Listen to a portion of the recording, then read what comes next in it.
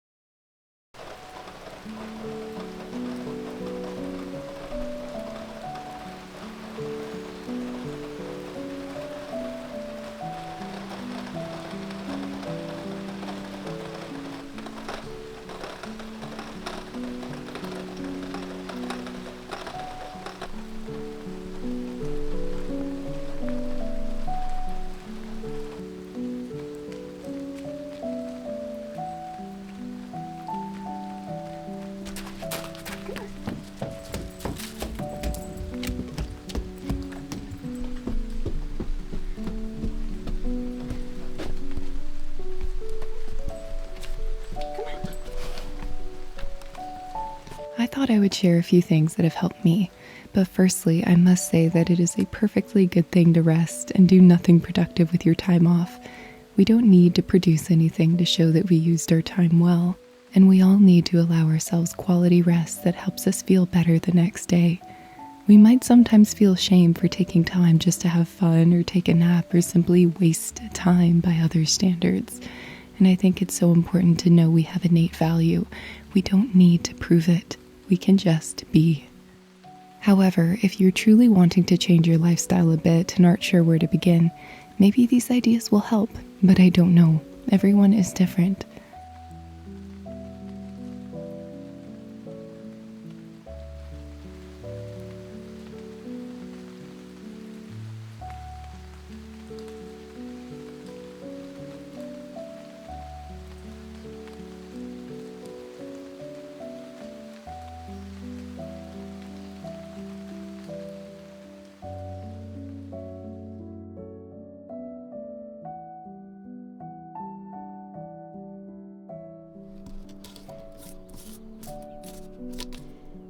I know this is an obvious one, but distractions that give us instant gratification over long-term rewards can have a strong pull on our time off. Limiting these things may be uncomfortable at first. You may find yourself not wanting to be without them, but over time you will get used to it and may find a renewal of interest and energy to put in other things that bring you joy. At least for me, I found I had more energy when I simply didn't have the option of scrolling for hours or watching TV more than I wished. And again, there's nothing wrong with this, but it may help to limit it if you really want to put time into other projects. After I forced myself to find alternative forms of entertainment, I slowly developed the energy and interest to do them consistently.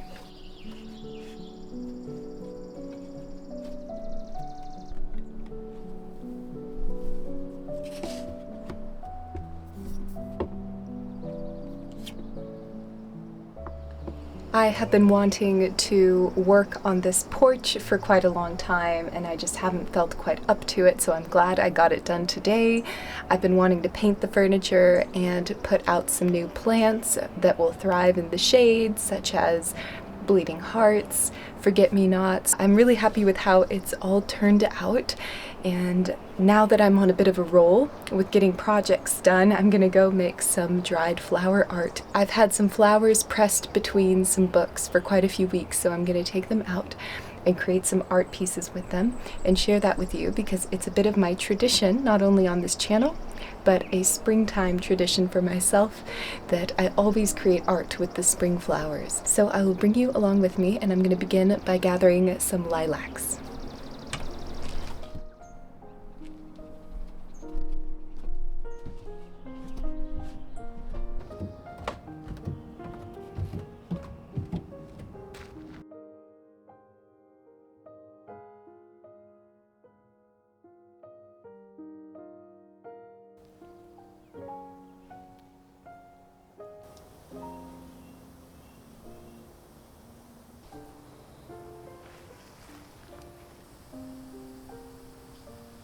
Also, I find it helpful to develop a great reverence and value on working on projects and hobbies that benefit your mental health.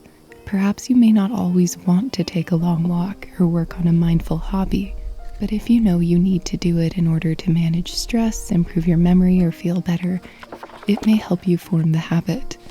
I'm yet to meet someone who wants to do something that's good for them every day, but if their beliefs align with their pastimes, they see that it is necessary to thrive, even if it's hard sometimes. And of course, be patient with your process. It will take time to find what works for you and what helps motivate you to make time for your hobbies and interests. Sometimes it's just not possible under certain constraints, and I think then we can find peace and acceptance that we're in a time of transition, and we may be in a different situation someday, and we can embrace our growth and make what smaller changes are possible right now. Perhaps just start with one small step. For me, I found journaling a little every day was a great first step to feeling like I accomplished something small for myself. That one achievement motivated me to make other changes.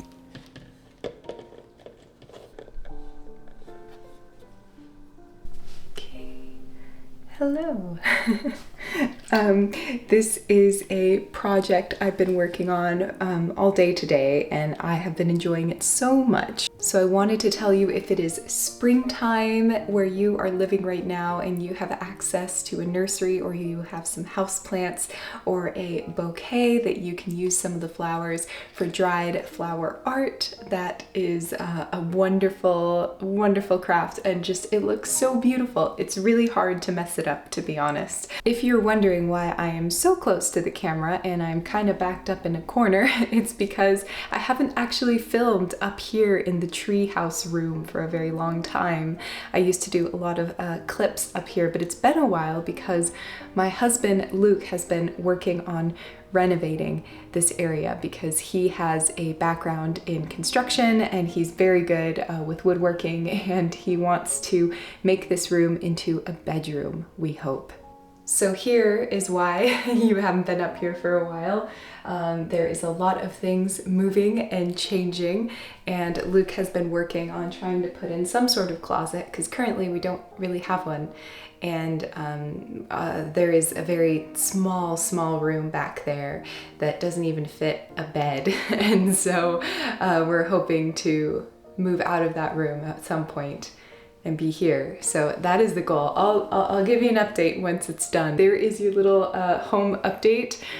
It is all chaos and my cat loves it. There's even a shelf in my way, and so I am looking forward to using this room once again. But in the meantime, I have been focusing energy on decorating downstairs, because that is what I'm able to do. And yes, that is where I got the idea to do kind of my spring tradition, I think, at this point, and work on these pressed flower art designs. So apart from that, it has been a fairly busy week, and I don't know what next week is going to look like. My little puppy has a little lump on his head that has been there for a little while, and the veterinarian said it was finally time to probably remove it. So I might be having surgery next week. So that has been something that's been a bit on my mind, so we'll see how the next week goes. Hopefully everything's okay, but he is doing really well right now, and he's getting a lot of treats and a lot of extra pets, and he's very, very happy. I also have been spending quite a bit of time reading. I think I've read about 50 books this year so far. I think it has been quite shocking to me to have read so many books. I think it's because I really made an effort to pick up my book over my phone this year, and that has made a huge difference. And I've been so excited about all the new stories I've been reading. I recently started Painted Devils by Margaret Owen. The cover looks a little bit spooky, so I'm not sure if it's going to be my cup of tea. However, I really loved her first book in the series called Little Thieves, and it was all inspired by Germanic folklore. And I really enjoyed it, so I'm gonna see how this one goes, and I will keep you updated on all my new reading adventures. I hope you enjoyed this topic of this video this week, and let me know if there's any other topics you are interested in hearing about. I know I've talked about this one before, but I did want to revisit it just because it is something that has impacted me greatly this year. You know, really trying to put in new habits and hobbies into my day that I tended to not have time and energy for last year. Last year I was working 3 different jobs, and I just felt exhausted all the time, and I got ill as well. And so it was just a very difficult combination that I didn't share too much about on this channel, but I did make a few videos talking about how I was just having a hard time just feeling energized and feeling okay. And thankfully I'm starting to feel a lot better. I will always be someone who is not always feeling very motivated or energized. It is just natural to who I am, but I know that that's something that a lot of people deal with. So that's why I wanted to talk in this video about at least a few little things that helped me find the motivation and the ability to do at least some things I love every day, because it is so much easier to just get back from a long work day and just vegetate. And that you have every right to do that. I think that we sometimes shame ourselves for taking the rest we need, and if you need to rest, you need to rest. And that is something that I did a lot of last year, and there were times that I felt sorry for myself because I wasn't getting projects done that I really wanted to. But I wish if I could go back to encourage myself and comfort myself. Perhaps things aren't going exactly how you may have wished, but you can do the best you can by taking care of yourself. And so that was what I wanted to reiterate in regards to this video. I definitely found spending a little bit more time meditating on my life of today versus tomorrow. What do I want to do with these days? This incredible gift that has been given to me. Developing that philosophy of not what you are doing, but why you are doing it in regards to your lifestyle, I think is what will help make a permanent change. For me, I used to force myself to try to eat healthier food because I thought that it was just good for me and it's what I should do and I should just force it. But it wasn't until I got quite ill and then I wasn't feeling well, I realized I wanted to put great value in living a long and healthy life, at least as healthy as I'm capable of living. And that philosophy, developing that reason why I was making those lifestyle changes, is what actually made it happen. Not just forcing myself to do it without any other reason, but just that I should do it or someone told me I should do it. Defining what you want to be doing with your life, not what someone else told you should be doing or what society makes you feel like you should be doing, but what you really, really want to do, I think can be so helpful. For me, it was about following my spirit and seeing where that takes me and what lifestyle changes I feel I not only want to do, but I need to do for my mental health, for my stress management, for feeling better altogether, feeling like the days are full of more fulfillment. That made all the difference. The why is so much more important, I think, than the what you are doing.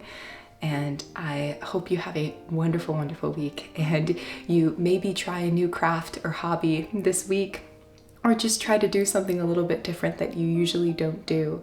Maybe just spend a little time writing down how you feel in a journal, or going on a walk, or learning something new. And let me know if there's any other topics you'd like me to cover in a video, and I will see you very soon.